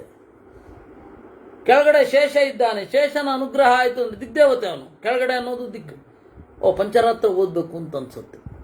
ಮೇಲ್ಗಡೆಯ ದಿಕ್ಕು ಗರುಡ ಇದ್ದಾನೆ, ಗರುಡನ ಅನುಗ್ರಹ ಆದರೆ ವೇದ ಓದಬೇಕು ಅಂತ ಅನ್ಸುತ್ತೆ. ವೇದದ ಮೇಲೆ ಆಸಕ್ತಿ ಬರುತ್ತೆ. ಹೀಗಾಗತ್ತೆ. ಅದರಿಂದಾಗಿ ಎಲ್ಲ ದಿಗಭಿಮಾನಿಗಳು ಕೂಡ ಈ ಕಿವಿಗೆ ಅಭಿಮಾನಿಗಳು. ಜಿಹ್ವ ಮಧ್ಯಾತ್ಮಮಿತ್ಯಾಹು ಯಥಾ ತತ್ವ ನಿದರ್ಶಿನಃ ರಸ ಏವಾದಿಭೂತಂತು ಆಪಸ್ತತ್ರಾಧಿದೈವತಂ. ದೇಹದ ಒಳಗಡೆ ಒಂದನ್ನ ನಾಲಿಗೆ ಅಂತ ಕರೀತಾರೆ. ಆ ನಾಲಿಗೆಯ ಅಭಿವ್ಯಕ್ತಿ ಹೇಗೆ ಅಂದರೆ ರಸದಿಂದ. ನಾಲಿಗೆ ಇದೆ ಅಂತ ಹೇಗೆ ಗೊತ್ತಾಯಿತು ನಿಮಗೆ? ರಸ ಅಭಿವ್ಯಕ್ತ ಆಯಿತು.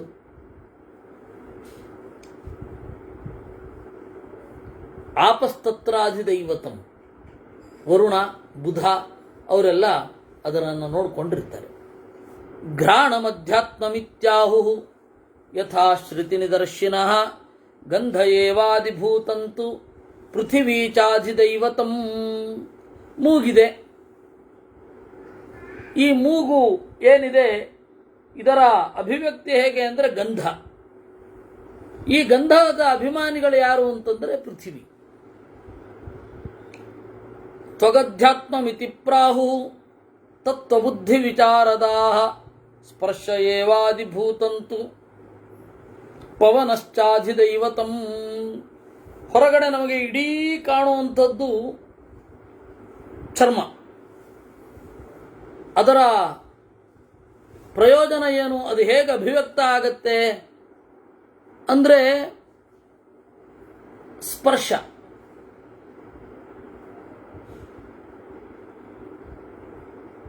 ಗಾಳಿ, ಪ್ರವಾಹ ಇದಕ್ಕೆ ಕಾರಣ. ಮನೋಧ್ಯಾತ್ಮಮಿತಿ ಪ್ರಾಹು ಯಥಾ ಶ್ರುತಿ ನಿದರ್ಶನಂ ಮಂತವ್ಯಮಧಿಭೂತಂ ತು ಚಂದ್ರಮಾಶ್ಚಾಧಿದೈವತಂ. ಮನಸ್ಸು ಅಧ್ಯಾತ್ಮ ಕಾಣುತ್ತೆ, ದೇಹದೊಳಗಡೆ ಮನಸ್ಸಿದೆ. ಇದರ ಅಭಿವ್ಯಕ್ತಿ ಹೇಗೆ? ಮನನ, ನೆನಪಿಟ್ಕೊಂಡು ಅದನ್ನು ಸರಿಯಾದ ಕಾಲಕ್ಕೆ ಹೇಳೋದು. ಇದರ ದೇವತೆ ಯಾರು ಅಂದರೆ ಚಂದ್ರ. ಉನ್ಮಾದ ಇದ್ದವರಿಗೆ ಚಂದ್ರನನ್ನು ತೋರಿಸಿ ತೋರಿಸಿ ತೋರಿಸಿ ಸಮಾಧಾನ ಪಡಿಸ್ಬೇಕು. ವಿಪರೀತ ಆಂಗ್ಸೈಟಿ ಇಶ್ಯೂ ಯಾರಿಗಿರುತ್ತೆ, ವಿಪರೀತ ಒತ್ತಡ ಯಾರಲ್ಲಿರುತ್ತೆ, ಚಂದ್ರನನ್ನು ನೋಡಬೇಕು. ಎಲ್ಲಿ ನೋಡೋದಿಲ್ಲ. ಎಲ್ಲ ಹೇಳ್ತಾ ಇದ್ರಪ್ಪ ಆಕಾಶ ನೋಡ್ಲಿಕ್ಕೆ ನೂಕು ನುಗ್ಲೆ ಅಂತ, ಆಗಿದೆ, ಎಲ್ಲೂ ಕಾಣಲ್ಲ. ನೀವು ಗ್ರಹಣದ ದಿವಸ ಚಂದ್ರನಿಗೆ ಗ್ರಹಣ ಮೋಕ್ಷ ಆಗಿದೆಯಾ ಅಂತ ನೋಡಬೇಕಾದ್ರೆ ಎಲ್ಲೋ ಹೋಗಿ ನೋಡ್ಬೇಕು ಇವತ್ತಿನ ಪರಿಸ್ಥಿತಿಯಲ್ಲಿ. ಆಹಂಕಾರಿಕ ಮಧ್ಯಾತ್ಮಂ ಆಹುಸ್ತತ್ವ ನಿದರ್ಶಿನಃ. ಇನ್ನು ಅಧ್ಯಾತ್ಮ ಯಾವುದು ಅಂತಂದ್ರೆ ಅಹಂಕಾರಿಕ, ಅಹಂಕಾರ, ನಾನು ಅನ್ನುವ ಪ್ರಜ್ಞೆ. ಇದರ ಇದು ಫಲ ಏನು, ರಿಸಲ್ಟ್ ಏನು? ಅಭಿಮಾನ, ನಾನು ಅನ್ನುವ ತಿಳಿವು. ಇದಕ್ಕೆ ಯಾರು ದೇವತೆ ಅಂದರೆ ವಿರಿಂಚ, ಬ್ರಹ್ಮದೇವರು. ಆಹಂಕಾರಿಕ ಮಧ್ಯಾತ್ಮಂ ಬುದ್ಧಿರಧ್ಯಾತ್ಮಮಿತ್ಯಾಹು ಯಥಾ ವೇದ ನಿದರ್ಶಿನಃ ಬೋದ್ಧವ್ಯಮಧಿಭೂತಂ ತು ಕ್ಷೇತ್ರಜ್ಞೋತ್ರಾಧಿದೈವತಂ. ಬುದ್ಧಿ, ಆ ಬುದ್ಧಿ ಇಲ್ಲಿ ನಾವು ಅನ್ಕೊಳ್ಳೋದು, ಕಾಣೋಲ್ಲ, ಅನುಭವಿಸುವಂಥದ್ದು. ಇಲ್ಲಿ ಯಾರು ಇದರ ಫಲ ಏನು ಅಂತಂದರೆ ತಿಳ್ಕೊಳ್ಬೇಕಾದದ್ದು. ಇದನ್ನು ನಿಯಂತ್ರಣ ಮಾಡುವವನು ಕ್ಷೇತ್ರಜ್ಞ ನಾರಾಯಣ. ಅವನನ್ನು ಚಿಂತನೆ ಮಾಡ್ತಾ ಇರಬೇಕು. ಪ್ರಕೃತಿ ಸತ್ವರಜಸ್ತಮೋ ಗುಣಗಳನ್ನು ಬದಲಾಯಿಸ್ತಾ ಇರುತ್ತೆ, ಒಂದನ್ನು ಜಾಸ್ತಿ ಮಾಡ್ತಾ ಇರುತ್ತೆ, ಒಂದನ್ನು ಕಡಿಮೆ ಮಾಡ್ತಾ ಇರುತ್ತೆ. ಈ ಪ್ರಕೃತಿಯಲ್ಲಿ ಹಿಂದೆ ನಿಂತು ಚಾಲಕ ಶಕ್ತಿ ಒಂದಿದೆ, ಅದು ದೇವರು ಅಂತ ಕರೀತಾರೆ. ಕ್ರೀಡನಾರ್ಥಂ ಮಹಾರಾಜ, ಆಟ, ಲೋಕವತ್ತು ಲೀಲಾ ಕೈವಲ್ಯಂ ಅಂತ. ದೇವರಿಗಿದು ಆಟ.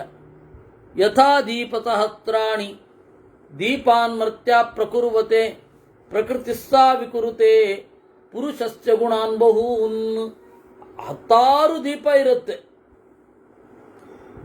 ಆ ದೀಪ ಒಂದೇ ತರಹ ಇರುತ್ತೆ. ಹಾಗೆ ದೇವರು ಕೂಡ ಬಹಳ ರೂಪಗಳನ್ನು ತಳೆಯುತ್ತಾನೆ. ಇವನನ್ನು ತಿಳಿಲಿಕ್ಕೆ ಬಹಳ ಗುಣಗಳು ಬೇಕು. ಒಳ್ಳೆಯ ಗುಣಗಳು ಅಂತ ಏನಿದೆ ಅದೆಲ್ಲವೂ ಬೇಕು. ಒಳ್ಳೆಯ ಗುಣಗಳು ಮತ್ತೆ ಉದಾಸೀನ, ಮಧ್ಯವಾದದ್ದು ಇದೆಲ್ಲ ಇದೆ. ವೇಗವಾಗಿ ಹೇಳ್ಕೊಂಡು ಹೋಗ್ತಾನೆ. ಸತ್ಯ, ದಾನ, ಉದ್ವೇಗ ಇಲ್ಲದೆ ಇರೋದು, ಪ್ರೀತಿ, ಹೊಳಹು, ಸುಖ, ಶುದ್ಧಿ, ಆರೋಗ್ಯ, ಸಂತೋಷ, ಶ್ರದ್ಧೆ, ಕಾರ್ಪಣ್ಯವಿಲ್ಲದೆ ಇರೋದು, ಕ್ಷಮೆ, ಧೈರ್ಯ, ಹಿಂಸೆ ಮಾಡದೇ ಇರೋದು, ವಸ್ತುವನ್ನು ತಿಳಿಯೋದು, ಸಜ್ಜನರಿಗೆ ಹಿತವಾಗಿರೋದು, ಮಾಡಿದ ಉಪಕಾರವನ್ನು ನೆನಪಿಟ್ಕೊಳ್ಳೋದು, ಮೃದುವಾಗಿ ಇರೋದು, ಕೆಟ್ಟ ಕೆಲಸದಲ್ಲಿ ನಾಚಿಕೆ, ಚಾಂಚಲ್ಯ ಇಲ್ಲದೆ ಇರೋದು, ಶೌಚ, ಋತುವಿಗೆ ತಕ್ಕ ಆಚಾರ, ಸ್ಮಾರ್ತ ಆರ್ತವಂ ಆಚಾರಂ. ಋತು, ಯಾವ ಯಾವ ಋತು ಇರುತ್ತೆ, ಮಳೆಗಾಲ, ಚಳಿಗಾಲ, ಬೇಸಿಗೆ ಕಾಲ, ಆ ಪ್ರಕೃತಿಗೆ ತಕ್ಕ ಆಚರಣೆಯನ್ನು ಇಟ್ಕೊಳ್ಳೋದೇನಿದೆ ಅದು ಲೋಲತೆ ಇಲ್ಲದೆ ಇರೋದು. ಅಂದರೆ ಆ ಪ್ರಕೃತಿ ಋತುವಿಗೆ ತಕ್ಕ ಆಚಾರ ಅಂದರೆ ಈ ಪ್ರಕೃತಿಯ ನಿಯಮವನ್ನು ಉಲ್ಟಾ ಮಾಡಬಾರ್ದು ಅಂತ. ಬೇಸಿಗೆ ಕಾಲದಲ್ಲಿ ತಣ್ಣಗಿರಬೇಕು ಅಂತ ನಾವು ಕೃತಕವಾದ ವಾತಾವರಣವನ್ನು ಸೃಷ್ಟಿ ಮಾಡೋದು ಪ್ರಕೃತಿಗೆ ವಿರುದ್ಧ. ಮಳೆಗಾಲದಲ್ಲಿ ಬಿಸಿಲು ಬರುವ ಹಾಗೆ ಮಾಡಬೇಕು ಅಂತ ಅಂದುಕೊಳ್ಳೋದೇನಿದೆ ಅದು ಪ್ರಕೃತಿಗೆ ವಿರುದ್ಧ. ಹೀಗೆ ಪ್ರಕೃತಿ ಏನು ಕೊಡ್ತಾ ಇರುತ್ತೆ ಅದು. ಇಲ್ಲ ನಾನು ಒಂದು ಕೃತಕವಾದ ತೋಟವನ್ನು ನಿರ್ಮಾಣ ಮಾಡಿ ಅಲ್ಲಿ ಚಳಿಗಾಲ, ಜಗತ್ತಿನಲ್ಲೆಲ್ಲ ಚಳಿಗಾಲ ಇದ್ದರೂ ಕೂಡ ಇಲ್ಲಿ ಕೃತಕವಾದ ವಾತಾವರಣ, ಅದರಂತೆಯೇ ಬೀರುವ ಬೆಳಕು ಇತ್ಯಾದಿಗಳನ್ನು ಸೂರ್ಯನ ಬೆಳಕನ್ನು ಕೃತಕವಾಗಿ ಬೇರೆ ಬೇರೆ ಒಂದು ಯಂತ್ರಗಳಿಂದ ಮಾಡಿ ನಾನು ಮಾವಿನ ಹಣ್ಣು ಬರುವ ಹಾಗೆ ಮಾಡುತ್ತೇನೆ. ಅದೆಲ್ಲ ಪ್ರಕೃತಿಯ ಕೆಟ್ಟ ನಡೆ, ಪ್ರಕೃತಿಗೆ ವಿರುದ್ಧವಾದ ನಡೆ. ಅದಕ್ಕೆ ಆರ್ತವಮಾಚಾರಂ ಅಂದ್ರು. ಸಜ್ಜನ ಏನಿದ್ರು ಅಲ್ಲಿ ಏನಿಂದ ಬರ್ತಾ ಇರುತ್ತೆ ಅದನ್ನು ತಗೊಳ್ಬೇಕು. ಆರ್ತವಮಾಚಾರಂ ಅಲೌಲ್ಯಂ ಹೃದಯ ಅಸಂಭ್ರಮ, ದೇವರಿದ್ದಾನೆ ಅಂತನ್ನುವ ಭರವಸೆ, ಇದು ಹೃದಯ ಅಸಂಭ್ರಮ. ಇನ್ನು ತಾನು ಮಾಡಿದ್ದನ್ನು ಹೇಳ್ಕೊಳ್ಳದೇ ಇರೋದು. ಕೃತಾನಾಂ ಅವಿಕಥನಂ, ಉಪಕಾರ ದಾನ ಮಾಡಿದ್ದನ್ನು ಹೇಳ್ಕೊಳ್ಬಾರದು. ದಾನೇನ ಚಾನುಗ್ರಹಣಂ ಅಸ್ಪೃಹ ಪರಮಾರ್ಥತಃ. ಇನ್ನು ದೇವರನ್ನು ಬಿಟ್ಟು ಬೇರೆಯದ್ದನ್ನು ಬಯಸದೇ ಇರುವುದು. ಎಲ್ಲ ಭೂತಗಳಲ್ಲಿ ದಯೆ, ಸತ್ವಸ್ಯೈತೆ ಗುಣಾಸ್ಮೃತ, ಇವೆಲ್ಲ ಸತ್ವದ ಗುಣ. ಇಷ್ಟು. ಇನ್ನು ರಜೋಗುಣಗಳ ಸಂಘಾತವನ್ನು ಹೇಳ್ತೇನೆ. ರೂಪವನ್ನು ಚಂದ ಕಾಣಿಸಿಕೊಳ್ಳೋದು, ಅದೆಲ್ಲ ರೂಪ, ಅದು ರಜೋಗುಣ. ಆಮೇಲೆ ಸಂಪತ್ತು ಅನ್ನುವ ಕಾನ್ಸೆಪ್ಟ್, ಅದನ್ನು ರೂಢಿಸೋದು, ಇದು ಸಿರಿ ಅಂತ ಹೇಳೋದು, ಬೇರೊಬ್ಬರು ಆ ಸಂಪತ್ತಿಗೆ ಅನುಗುಣವಾಗಿ ಗೌರವ, ಇವೆಲ್ಲ ರಜೋಗುಣ.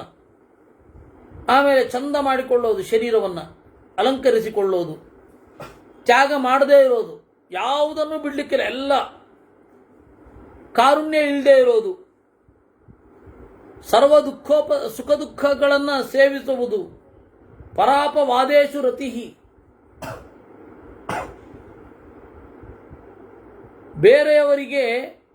ಬೇರೆಯವರನ್ನು ಬೈಯೋದರಲ್ಲಿ ಆನಂದವೋ ಆನಂದ. ವಿವಾದಾನಾಂತ ಸೇವನಂ, ವಿವಾದಗಳನ್ನು ಕೇಳ್ತಾ ಇರೋದು. ಅಹಂಕಾರ ಅಸತ್ಕಾರ, ಇಲ್ಲದ ಗುಣವನ್ನು ಇದೆ ಅಂತ ಅಂದುಕೊಳ್ಳೋದು. ಚಿಂತೆ, ದೀರ್ಘಕಾಲ ವೈರವನ್ನು ಸಾಧಿಸುವುದು. ಪರಿಭಾಷೋಪಹರಣಂ, ನಮ್ಮದೇ ಆದ ಒಂದು ಪರಿಭಾಷೆಯನ್ನು ಸೃಷ್ಟಿ ಮಾಡಿಕೊಳ್ಳೋದು, ಅದು ರಜೋಗುಣದ ಪ್ರಭಾವ. ಅದು ಒಂದು ಟೆಕ್ನಿಕಲ್ ಟರ್ಮನ್ನು ನಾವು ಸೃಷ್ಟಿ ಮಾಡಿಕೊಳ್ತೇವಲ್ಲ, ನಮ್ಮದೇ ಆದ ಒಂದು ಪರಿಭಾಷೆ, ಅದೆಲ್ಲ ಯಾಕೆ ಬರುತ್ತೆ? ಮಾತನ್ನು ಶುದ್ಧವಾಗಿ ಆಡಬೇಕು, ಇಲ್ಲ ನಮ್ಮ ಮಾತನ್ನು ನಮಗೂ ಅನುಕೂಲವಾಗಿ ಮಾಡಿಕೊಳ್ಳೋದು ಅಂತ. ರಜೋಗುಣದ ಪ್ರಭಾವ ಅದು, ಇದರಿಂದ ಏನೋ ಮಾಡಬೇಕು ಅಂತ. ಪರಿಭಾಷೋಪಹರಣಂ ಹರಿನಾಚ, ನಾಚಿಕೆ ಇಲ್ಲದೆ ಇರೋದು. ಹೌದ್ರಿ, ನನಗೆ ಆಸೆ ಇದೆ ಅದಕ್ಕಾಗಿ ಮಾಡ್ತೀನಿ, ಏನೀಗ? ಅನಾರ್ಜವಂ, ಒಳಗೆ ಹೊರಗೆ ಬೇರೆ ರೀತಿಯಾಗಿರೋದು. ಇಬ್ಬರು ಸೇರದಂತೆ ಮಾಡುವುದು. ಕಾಠಿಣ್ಯ, ಕಾಮ, ಕ್ರೋಧ, ಮದ, ದರ್ಪ, ದ್ವೇಷ, ಅತಿವಾದ, ಇವುಗಳೆಲ್ಲ ರಜೋಗುಣ. ತಾಮಸಾನಾಂತು ಸಂಘಾತಂ ಪ್ರವಕ್ಷ್ಯಾಮಿ ಉಪಧಾರ್ಯತಾಂ. ಇನ್ನು ತಮೋಗುಣದ ಪ್ರಭಾವ ಹೇಳ್ತೇನೆ ಕೇಳಿ. ಮೋಹ, ಹೊಳಿದೇ ಇರೋದು, ಕತ್ತಲು, ನಾನು ಈ ದೇಹ ಅಂತ ಅಂದುಕೊಳ್ಳೋದು, ಕ್ರೋಧ,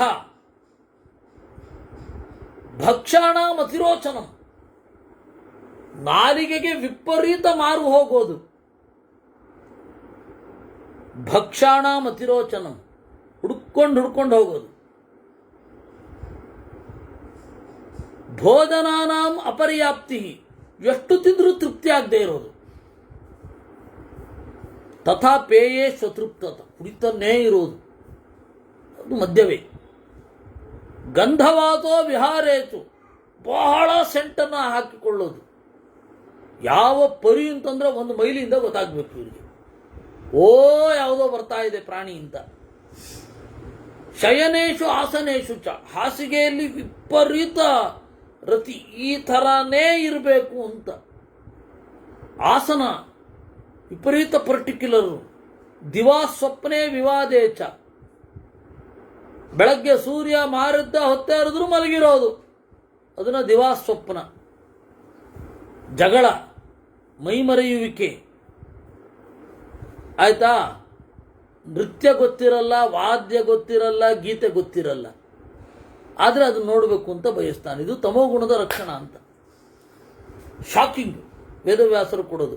ನೃತ್ಯವಾದಿತ್ರ ಗೀತಾನಾಂ ಅಜ್ಞಾನಾತ್ ಶ್ರದ್ಧಾದಾನತ ಅಂತ ತಮೋಗುಣ. ಯಾಕೆಂದರೆ ಒಂದು ನಾಟಕವನ್ನು ಹೇಗೆ ಆಸ್ವಾದನೆ ಮಾಡಬೇಕು, ಅದರ ಲಕ್ಷಣಗಳೇನು, ಅದರ ಧ್ವನಿ ಏನಿರುತ್ತೆ, ಅದರ ಭಾವ ಏನು, ಅದರ ರಸ ಏನು, ಅದನ್ನು ಹೇಗೆ ಎಸ್ಟಾಬ್ಲಿಷ್ ಮಾಡ್ತಾರೆ, ಪಾತ್ರವನ್ನು ತೋರಿಸುವ ಬಗ್ಗೆ ಹೇಗೆ, ಇದು ಯಾವುದು ಗೊತ್ತಿರಲ್ಲ ಅವ್ರಿಗೆ. ನೋಡ್ತಾರೆ ಅವರು. ಏನಕ್ಕೆ ನೋಡ್ತಾರೆ? ಸೌಂದರ್ಯ ಆಸ್ವಾದನೆಗೆ ನೋಡ್ತಾರೆ. ಏನೋ ಒಂದು ಬಣ್ಣ ಬಣ್ಣಗಳ ಒಂದು ಶಬ್ದದ ಒಂದು ಜಾತ್ರೆ ಅವ್ರಿಗೆ. ಶಬ್ದ, ಬಣ್ಣ, ರೂಪ, ರಸ ಇಲ್ಲ ದೇವ್ರ ದಯದಿಂದ, ಗಂಧ ಇಲ್ಲ. ಅವನು ಹೀಗೆ ಸೆಂಟ್ ಹಾಕೊಂಡಿದ್ದು ತೋರಿಸ್ತಾರೆ ಮಾತ್ರ. ಇವರು ಮುಂದೆ ಅದು ಆ ಟೆಕ್ನಾಲಜಿ ಮುಂದುವರಿಬಹುದು, ಅದು ಬೇರೆ. ನಾವು ಸ್ಲಮ್ಮಲ್ಲಿ ಶೂಟ್ ಮಾಡ್ಕೊಂಡು ಹೋದರೆ ಇವರಿಗೆ ಸ್ಲಮ್ಮಿನದ್ದೇ ವಾಸನೆ ಬರೋ ಹಾಗೆ ಏನಾದ್ರು ಟೆಕ್ನಾಲಜಿ ಬಂದರೆ ಅವಾಗ ಟಾಕೀಸ್ ಕಡೆ ಬರ್ತಾರೋ ಏನೋ ಜನ. ಅದೊಂದು ಬಾಕಿ ಇದೆ. ಅದು ಎರಡು ಬಿಟ್ಟು ರೂಪ, ರಸ ಇಲ್ಲ, ಸ್ಪರ್ಶ ಇಲ್ಲ. ಸ್ಪರ್ಶವನ್ನು ಕೊಡುವ ಪ್ರಯತ್ನ ನಡೀತಾ ಇದೆ ಅಷ್ಟೇ. ರೂಪ ಏನು ಗೊತ್ತಿಲ್ಲ ಅವರಿಗೆ. ಶಬ್ದ, ರೂಪ ಮತ್ತು ಶಬ್ದಗಳು ಎರಡೇ ಆಕ್ಟಿವ್ ಆಗಿರೋದು. ಅದು ಕೂಡ ಬ್ಲೈಂಡ್, ಅದು ಏನು ಗೊತ್ತಾಗಲ್ಲ ಅವ್ರಿಗೆ. ಅದರಿಂದ ಏನು ಗೊತ್ತಾಗಲ್ಲ, ನಡೀತಾ ಇರತ್ತೆ ಅಷ್ಟೇ ಏನೋ. ಅದು ತಾಮಸರ ಲಕ್ಷಣ ಅಂತ. ಯಾಕೆಂದ್ರೆ ನೃತ್ಯ, ವಾದ್ಯ ಮೊದಲಾದವುಗಳೆಲ್ಲ ದೇವರಿಗೆ ಸಮರ್ಪಣೆ ಮಾಡಬೇಕಾದದ್ದು. ನೃತ್ಯ, ವಾದ್ಯ, ಗೀತೆಗಳನ್ನು, ಕಥಾನಕಗಳನ್ನು ದೇವರಿಗೆ ಸಮರ್ಪಣೆ ಮಾಡಬೇಕಾದದ್ದು. ಅದಕ್ಕೆ ನಾಂದ್ಯಂತೆ ತತಃಪ್ರವಿಶತಿ ಸೂತ್ರಧಾರ, ಅಲ್ಲಿ ಒಳಗಡೆ ಪೂಜೆ. ದೇವರಿಗೆ ಪೂಜೆ ಮಾಡಿ ಹೊರಗಡೆ ಬಂದು ಅವನು ನಾಂದಿಯಲ್ಲಿ, ಅದು ಯಕ್ಷಗಾನದಲ್ಲಿ ಸಭಾಲಕ್ಷಣ ಅಂತ, ಮಧ್ವ ಸಿದ್ಧಾಂತ ಗ್ರಂಥಾಲಯದಲ್ಲಿ ಸಭಾಲಕ್ಷಣ ಅಂತ ಒಂದಿದೆ. ಅದನ್ನು ಒಮ್ಮೆ ಓದಬೇಕು ಅಂತ ಇದೆ ನನಗೆ, ಎಲ್ಲರಿಗೂ. ಹೇಗೆ ದೇವರ ಪೂಜೆ, ಹೇಗೆ ರಂಗಪ್ರಯೋಗ ಅನ್ನೋದು ದೇವರ ಪೂಜೆ. ನಾವು ಅನೂಪಚಾರ ಪೂಜೆಯಲ್ಲಿ ನೃತ್ಯಂ ಸಮರ್ಪಯಾಮಿ, ಗೀತಂ ಸಮರ್ಪಯಾಮಿ, ವಾದ್ಯಂ ಸಮರ್ಪಯಾಮಿ ಅಂತೀವಿ. ಆದರೆ ಅದ್ರ ಬಗ್ಗೆ ಪರಿಜ್ಞಾನವೇ ಇಲ್ಲ. ಅದು ರೂಪದಿಂದ, ಶಬ್ದದಿಂದ ಮಾತ್ರ ಆಕರ್ಷಣೆ ನಮಗೆ. ಅದ್ರ ಮೂಲಕವೇ ನಾಸ್ತಿಕ್ಯದ ಕಡೆಗೆ ಹೋಗ್ತಾ ಇದ್ದೇವೆ. ಅದು ತಾಮಸ ಅನ್ನುವಲ್ಲಿಗೆ ಕಡೆಯದು. ದ್ವೇಷೋ ಧರ್ಮ ವಿಚೇತಾಣಾಂ, ಇದ್ರ ಮೂಲಕ ದೇವರ ದ್ವೇಷ ಮಾಡೋದು. ಇವುಗಳೆಲ್ಲ ಇರೋದ್ರಿಂದ ಏತೇ ವೈ ತಾಮಸ ಗುಣ ಅಂತ. ಇದು ತಾಮಸ ಗುಣ ಅನ್ನುವಲ್ಲಿಗೆ ಷಣ್ಣವತ್ಯಧಿಕ ದ್ವಿಶತತಮೋಧ್ಯಾಯ 296 ನೋಡಿ. ಕಡೆಯಲ್ಲಿ ಎಂಥ ಶಾಕಿಂಗ್, ಎಂಥ ಟ್ವಿಸ್ಟು ವೇದವ್ಯಾಸರದ್ದು. ಯಾಜ್ಞವಲ್ಕ್ಯ ಏತೆ ಪ್ರಧಾನಸ್ಯ ಗುಣಾಃ ತ್ರಯ ಪುರುಜತಾಪತ ಕೃತ್ಸ್ನಸ್ಯ ಚೈವ ಜಗತಃ ತಿಷ್ಠಂತ್ಯನಪಗಾಃ ಸದಾ. ಇದು ಯಾವಾಗಲೂ ಇರುತ್ತೋ ಅಂದರು ಯಾಜ್ಞವಲ್ಕ್ಯರು ಜನಕನಿಗೆ. ಇದು ಯಾವಾಗಲೂ ಇರುತ್ತೆ, ಯಾರೂ ಚೇಂಜ್ ಮಾಡಲಿಕ್ಕಾಗಲ್ಲ. 100 ಆಗತ್ತೆ, 1000 ಆಗತ್ತೆ, 1,00,000 ಆಗತ್ತೆ, ಕೋಟಿ ಆಗತ್ತೆ.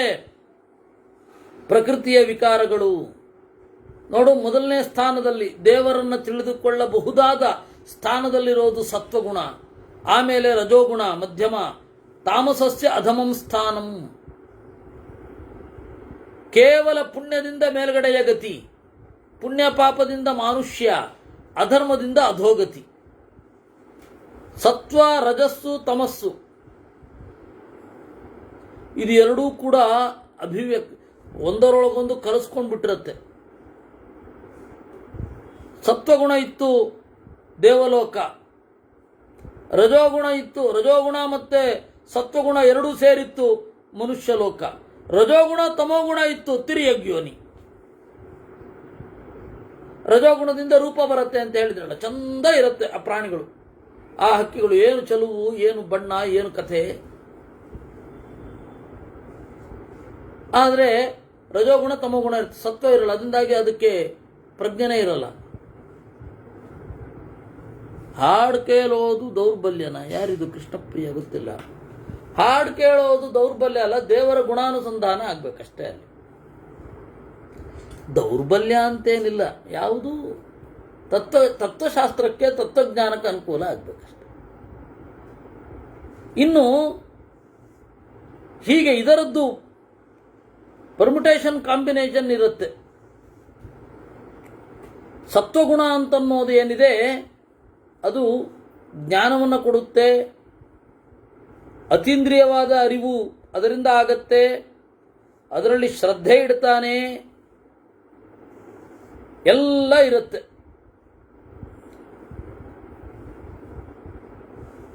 ಈ ಜೀವ ಈ ಮೂರು ಗುಣದ ಒಳಗಡೆಯೇ ಇರ್ತಾನೆ. ಅವನನ್ನು ಪ್ರಕೃತಿಸ್ಥ ಅಂತ ಕರೀತಾರೆ. ಪ್ರಕೃತಿಯ ಒಳಗಡೆ ಇರ್ತಾನೆ. ಈ ಸತ್ವರಜಸ್ತಮೋ ಗುಣಗಳನ್ನು ಇಟ್ಟುಕೊಂಡೇ ದೇವರೇನು ಮಾಡ್ತಾನೆ? ಸೃಷ್ಟಿ ಮಾಡ್ತಾನೆ, ಪ್ರಳಯ ಮಾಡ್ತಾನೆ. ಆದರೆ ಅದಕ್ಕೆ ವಶ ಆಗೋದಿಲ್ಲ. ದೇವರಿಗೆ ನಶಕ್ಯೋ ನಿರ್ಗುಣಸ್ಥಾತ ಗುಣೀಕರ್ತು ವಿಚಾಂಪತೆ. ದೇವರನ್ನ ಗುಣೀಕರ್ತು, ಸತ್ವರಜಸ್ತಮೋ ಗುಣಗಳುಳ್ಳವನಾಗಿ ಮಾಡಲಿಕ್ಕಾಗಲ್ಲ. ಅವನು ಯಾವತ್ತೂ ನಿರ್ಗುಣನೇ. ಈ ರೀತಿ ದೇವರು ಇದರಿಂದ ಆಚೆಗಿರುತ್ತಾನೆ. ಅನ್ಯಸ್ಸ ಪುರುಷೋ ವ್ಯಕ್ತಾತ್ ಧ್ರುವ ಸಂಜ್ಞಕಃ. ದೇವರು ಅನ್ಯ, ಇದರಿಂದ ಭಿನ್ನ, ಅವ್ಯಕ್ತದಿಂದ ಭಿನ್ನ. ಅಧ್ರುವಾತ್, ಅನಿತ್ಯದಿಂದ ಭಿನ್ನ. ಯಥಾ ಮುಂಜ ಇಶೀಕಾಯಾಂ ತಥೈವೈತದ್ಧಿಜಾಯತೆ. ಕಠೋಪನಿಷತ್ತಿನಲ್ಲಿ ಹೇಳಿದ ಒಂದು ಸಂಗತಿ. ಯಥಾ ಮುಂಜ ಇಶೀಕಾಯಾಂ, ಆಚೆ ಈಚೆಯ ಒಂದು ಕವರ್ ಇರುತ್ತೆ, ಅದನ್ನು ಬಿಡಿಸಿದರೆ ಒಳಗಡೆಯಿಂದ ಶುದ್ಧ ದರ್ಭೆ ಸಿಗತ್ತೆ. ಆ ರೀತಿ ದರ್ಭೆಯ ಕಡ್ಡಿ ಸಿಗುವ ಹಾಗೆ ಸತ್ವರಜಸ್ತಮೋ ಗುಣಗಳು ಮೊದಲಾದವುಗಳೆಲ್ಲ ಇರುತ್ತೆ. ಅದರ ಒಳಗಡೆ ಅನಿತ್ಯವಾದ ಪದಾರ್ಥಗಳಲ್ಲಿರುವ ನಿತ್ಯ, ಅವ್ಯಕ್ತವಾದ ಪದಾರ್ಥಗಳಿಂದ ನಿತ್ಯ ಇದ್ದಾನೆ.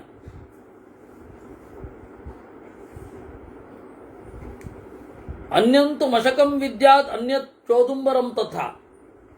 ಸೊಳ್ಳೆ ಬೇರೆ, ನೊಣ ಬೇರೆ, ಅದಕ್ಕೆ ಅಧಿಷ್ಠಾನ ಆಗಿರುವ ವಸ್ತು ಬೇರೆ. ಮೀನು ಬೇರೆ, ನೀರು ಬೇರೆ. ನಚೋದಕಸ್ಯ ಸ್ಪರ್ಶೇನ ಮತ್ಸ್ಯೋ ಲಿಪ್ಯತಿ ಕರಹಿಚಿತ್. ಹೀಗೆ ಅನೇಕ ಪದಾರ್ಥಗಳು ಭಿನ್ನ ಭಿನ್ನ. ಆ ರೀತಿ ದೇವರು ಇರ್ತಾನೆ. ಬೇರೆಯಾಗಿಯೂ ಇರಬಲ್ಲ, ಇದರ ಒಳಗಡೆಯೂ ಇರಬಲ್ಲ. ಇದ್ದರೂ ಕೂಡ ಲೇಪ ಆಗೋದಿಲ್ಲ. ಸಾಂಖ್ಯದ ರಚನಮೇ ತತ್ತೇ ಪರಿಸಂಖ್ಯಾತ ಮುತ್ತಮಂ. ಇದು ಸಾಂಖ್ಯ ದರ್ಶನ. ಇನ್ನು ಯೋಗದ ಬಗ್ಗೆ ಹೇಳ್ತೇನೆ ಅಂತ ಹೇಳ್ತಾರೆ.